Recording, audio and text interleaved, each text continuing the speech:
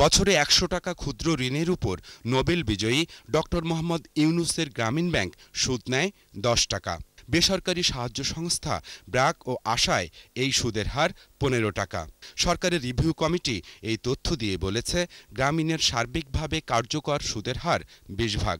তবে এর সাথে বাধ্যতামূলক ঋণসীমার চাঁদা, বাধ্যতামূলক সঞ্চয় ও কেন্দ্রঘর নির্মাণের চাঁদা যোগ করা হলে ওই সুদের হার উঠে যায় ২৭ ভাগের উপরে। গ্রামীণ ব্যাংক তারা যেটা করে ২০% ডিক্লাইনিং ব্যালেন্স মেথডে তারা করে থাকেন, সেটি অন্যান্য জায়গার থেকে কম। কিন্তু এখানে একটি ব্যাপার আছে যেটা আমাদের জানতে হবে, যখন ঋণ দেওয়া হয় তখন ৫% বাধ্যতামূলক সঞ্চয় হিসাবে কেটে রাখা হয়। সেটা যদি কেটে রাখা হয় তাইলে কিন্তু এটা বেড়ে যাবে আরো। অবশ্য ঋণের উপর সুদ যাই হোক না কেন, অন্যদের চেয়ে চড়া সুদ দিয়ে টাকা জমা রাখে গ্রামীণ ব্যাংক। ২০০৯ সালে ব্যাংকটি শতকরা ১০.25 থেকে ১২ ভাগ পর্যন্ত সুদে জমা নেয় ৫,৫৬৩ কোটি টাকা। আর গেল বছর ১২ ভাগ সুদের আমানত ছিল ৪,৪৮৭ কোটি টাকা। তবে ওই আমানতের টাকা বিনিয়োগ করা হয়েছে ৮.৫ ভাগ থেকে ১১.৫ ভাগ সুদে।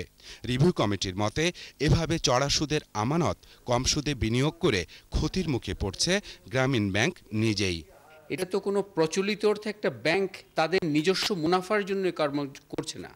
সামাজিক পুঁজির বিকাশ, বিশেষ করে দরিদ্র জনগোষ্ঠীর পুঁজির বিকাশ, সেই দৃষ্টিকোণ থেকে এটা করছে। এবং দরিদ্র জনগোষ্ঠী যেই আমানতটা রাখছে তার উপর তাকে একটু আর্থিক লাভবান করার চেষ্টা করা হচ্ছে।